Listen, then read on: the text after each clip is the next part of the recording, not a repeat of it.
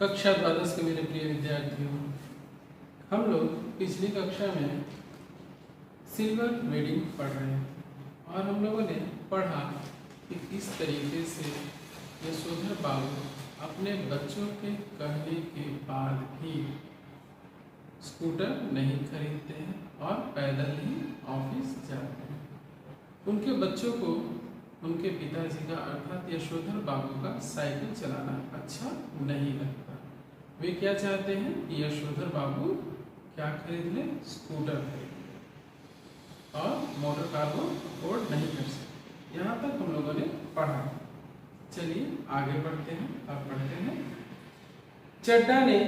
चड्डा के जोर देने पर बड़े बाबू ने 10-10 के नोट 2 और दे दिए। यानी चड्डा ने क्या कहा था कि 1-10 के नोट से क्या होगा, पूरे ऑफिस का पूरे सेक्शन के लिए 1-10 का नोट पर्याप्त नहीं है, कम से कम 2 और नोट देने पड़ेंगे 10-10 के।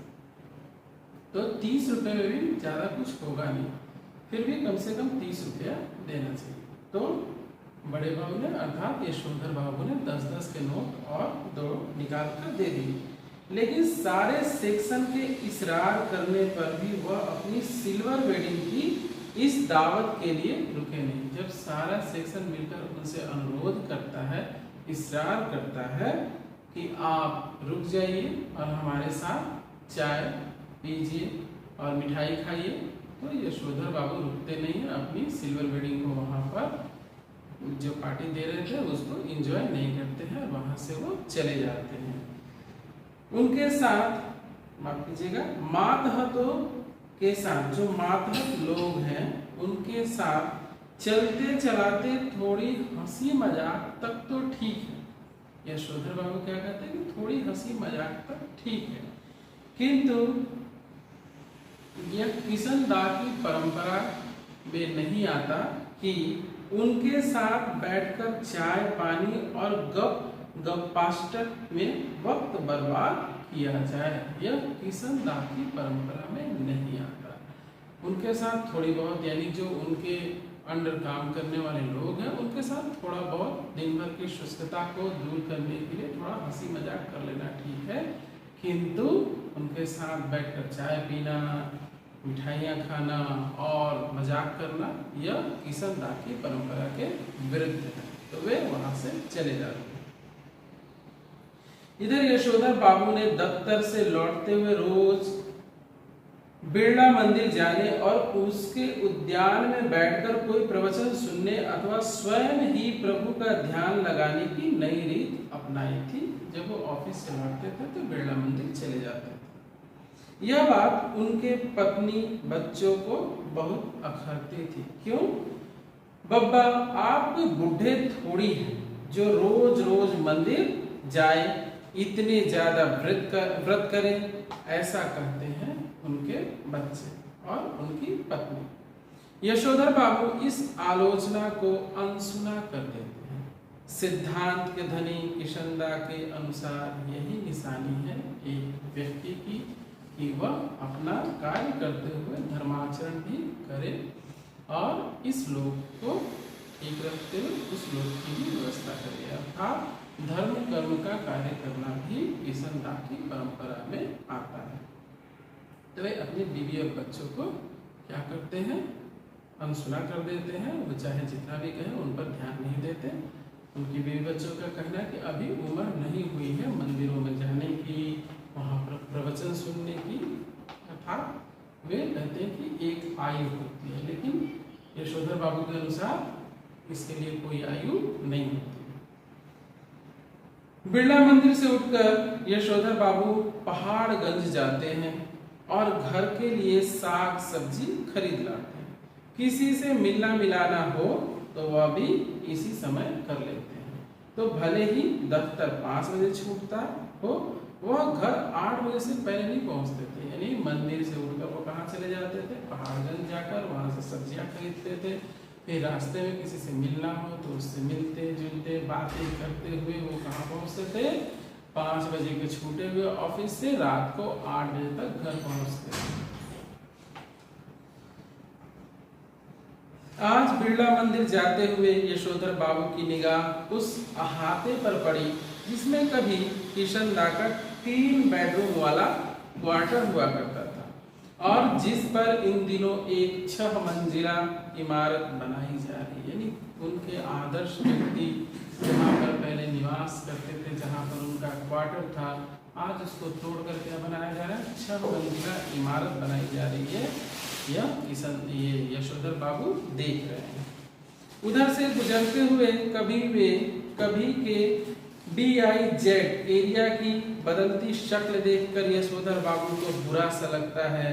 ये लोग सारा गोल मार्केट क्षेत्र तोड़कर वहां एक मंजिला क्वार्टरों की जगह ऊंची इमारतें बना रहे हैं। यानी कभी जहां पर एक मंजिला क्वार्टर हुआ करते थे, आज उन सबको तोड़ कर क्या किया जा रहा है, ऊंची इमारतें खड़ी की जा रही है। ये यशोधर बाबू को अच्छा नहीं लगता था। यह उनकी यादें थी। जब वो आए थे तो किशन दा के साथ उन्हीं क्वार्टरों में रहते थे, तो ये उनकी यादें थी जिसको ध्वस्त किया जा रहा था, इसीलिए उन्हें बुरा लगता। यशोधर बाबू को पता नहीं कि वे लोग ठीक कर रहे हैं कि गलत कर रहे हैं। उन्हें यह जरूर पता है कि उनकी यादों के गोल मार्केट के ढहाए जाने का गम मनाने के लिए उनका इस क्षेत्र में डटे रहना निहायत जरूरी है। उन्हें एंड्रयूगंज, लक्ष्मीबाई नगर, पंडारा रोड आदि नई बस्तियों में पद की गरिमा के अनुरूप D2 टाइप क्वार्टर मिलने की अच्छी खबर कई बार आई थी। यानी यशोधर बाबू जिस पद पर कार्यरत थे, उनके लिए आराम से D2 टाइप क्वार्टर मिल सकते थे, किंतु वो कभी भी किशन दा जहाँ रहते थे, किशन दा के साथ रहते थे, उस स्थान को छोड़ना नहीं चाहते थे। उनकी यादें वहां से जुड़ी हुई थी। मगर हर बार उन्होंने गोल मार्केट छोड़ने से इनकार कर दिया। क्यों इनकार कर दिया, अभी मैंने आपको बताया। जब उनका क्वार्टर टूटने का नंबर आया, तब भी उन्होंने उसी क्षेत्र की इन बस्तियों में बचे हुए क्वार्टरों में से एक अपने नाम अलॉट करा लिया। यानी फिर भी जब उनका क्वार्टर टूटने का नंबर आया, फिर भी वो उस क्षेत्र को, गोल मार्केट को छोड़कर जाने को तैयार नहीं हुए, और जो बाकी बच गए थे साइड में क्वार्टर, उसमें से एक क्वार्टर अपने नाम पर करा लिया, लेकिन उस क्षेत्र को छोड़कर वे नहीं गए। पत्नी के यह पूछने पर कि जब यह भी टूट जाएगा तब क्या करोगे, जब बाकी सब तो टूट ही रहा है, ये क्वार्टर भी कभी ना कभी टूट ही जाएगा, तब क्या करोगे। उन्होंने कहा तब की तब देखी जाएगी। यानी जब यह भी टूट जाएगा, कोई क्वार्टर यहाँ नहीं बचेगा, तब की तब देखेंगे, लेकिन अभी मैं इस स्थान को छोड़ने के लिए तैयार नहीं हूँ। क्यों? क्योंकि उनकी यादें, किशन दा के साथ जो उनका साथ था, जो उनकी यादें थी, वो उनके गहराई तक बसी। कहा और उसी तरह मुस्कुराए जिस तरह किशन दा यही फिक्र कर मुस्कुराते थे। जो बातें, इसी तरह की बातें करके किशन दा जिस तरह से मुस्कुरा देते थे, यह यशोधर बाबू ने भी किया। अपनी पत्नी को क्या कहा, तब की तब देखेंगे, अभी क्यों सोचना। सच तो यह है कि पिछले कई वर्षों से यशोधर बाबू का अपनी पत्नी और बच्चों से हर छोटी बड़ी बात में मतभेद होने लगा था। बच्चे जब बड़े हो जाते हैं तो देखिएगा, यह गलत है, ऐसा नहीं करना चाहिए। जब बच्चे बड़े हो जाते हैं तो वो माता पिता से क्या करते हैं, बातों बातों में तर्क करते हैं, माँ बाप को ज्ञान देने लगते हैं। उन्हें लगता है कि वही सबसे बड़े ज्ञानी हो गए हैं, माँ बाप तो मूर्ख हो गए हैं। जो हमें जन्म देते हैं, हमें पाल पोस कर बड़ा करते हैं, हमें इंसान बनाते हैं, बड़े होकर हम ही लोग उन्हें ज्ञान देने लगते हैं। वाह, ऐसे बच्चों को जरा सोचना चाहिए कि भविष्य में वो भी जब माता पिता बनेंगे, तब उनके बच्चे जब उनके साथ ऐसा करेंगे तो उन्हें भी बहुत आनंद आएगा कि वाह मेरे बच्चे बड़ा अच्छा कर रहे हैं। तब तो वो ज्ञान देने लगेंगे कि तुम इस तरह से कैसा कर सकते हो, ये ठीक नहीं है, वो ठीक नहीं है। जब वही बच्चा अगर उलटकर उनके मुंह पे जवाब दे दे, क्या आपने अपने माता पिता के साथ ऐसा नहीं किया था, तब उनकी जो बनी बनाई इज्जत है वो क्या हो जाएगी, धूल में मिल जाएगी। तो हमेशा हम बच्चों को यह ध्यान रखना चाहिए कि हम भले ही चाहे कितने भी ज्ञानी हो जाएं, अपने माता पिता से ज़्यादा नहीं हो सकते, जो अपना सब कुछ त्याग कर हमारे लिए जीते हैं। बस उनके नज़रों में हम ही हम होते हैं, बच्चों के सिवा उनकी कोई और दुनिया होती नहीं है। जब वो माँ बाप होते हैं तो बस उनका एक ही दुनिया होता है, उनके बच्चे। तो हम बच्चों को ये बात हमेशा ख्याल रखनी चाहिए। पति पत्नी में थोड़े मतभेद होते हैं, वो उनकी बातें हैं, किंतु बच्चों को हमेशा अपनी गरिमा और अपना स्थान देख कर ही माता पिता से बात करना चाहिए। तो छोटी छोटी बातों पे मतभेद होने लगा है और इसी वजह से वह घर जल्दी लौटना पसंद नहीं करते। अब घर बेचारे वो क्या लौटेंगे, घर व्यक्ति कब लौटता है, जब घर में उनका खुशी से स्वागत किया जाए, जब काम करके वह थका हारा आए और लोग उससे मीठी मीठी बातें करें, उसका ख्याल रखें, तब तो कोई घर लौटना चाहेगा जल्दी।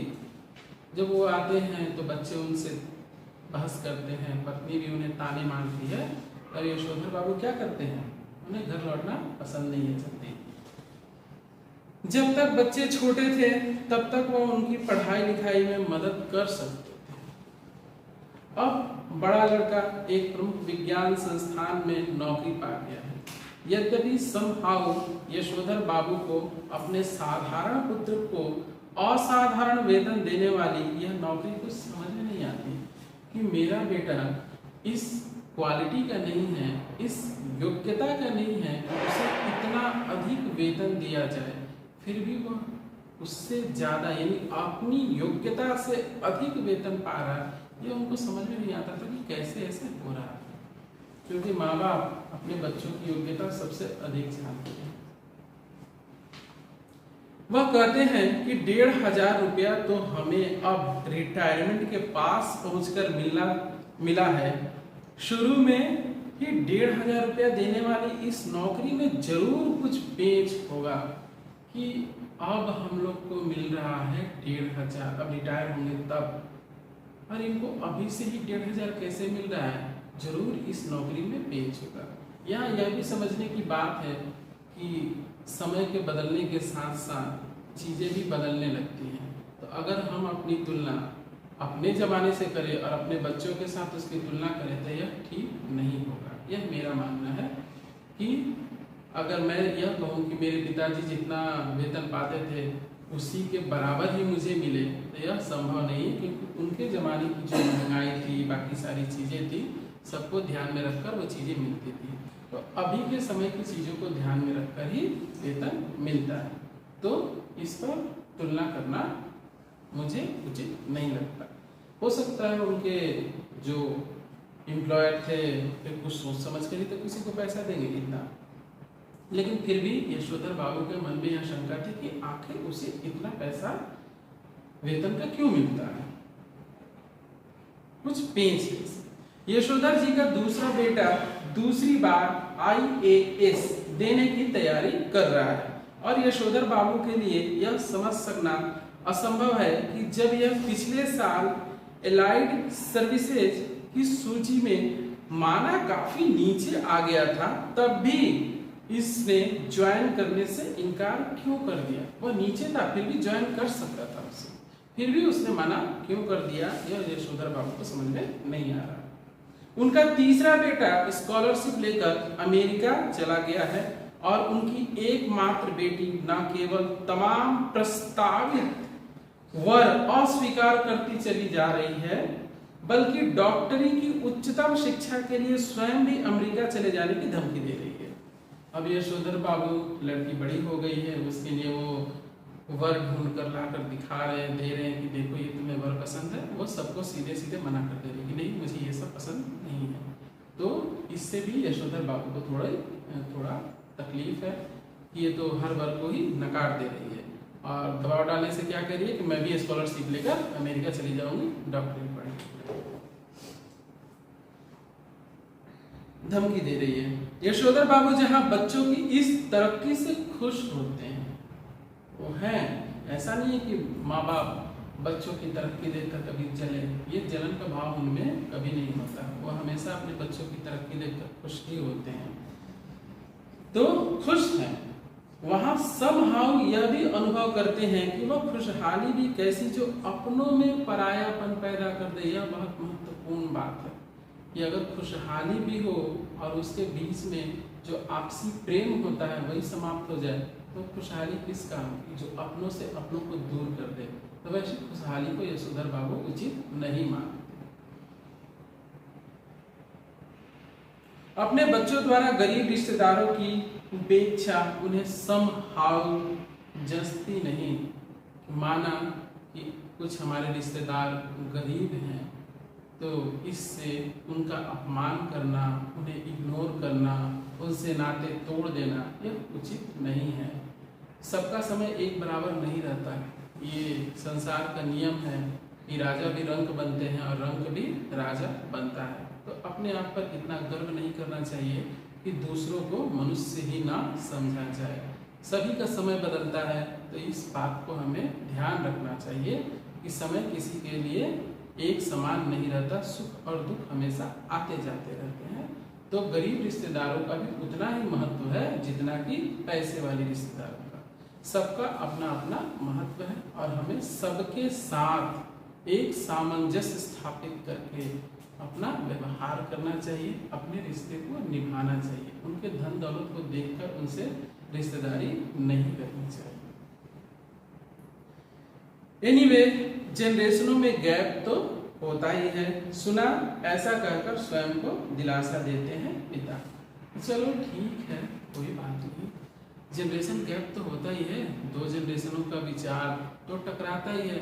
यही मन में दिलासा देते हुए यशोधर बाबू क्या कहते हैं, चलो ठीक है, ये क्या है, जनरेशन गैप। तो अगली कक्षा में जब हम लोग मिलेंगे तो देखेंगे कि यशोधर बाबू और इन घटनाओं से गुजरते हैं। तब तक के लिए आपका दिन शुभ रहे।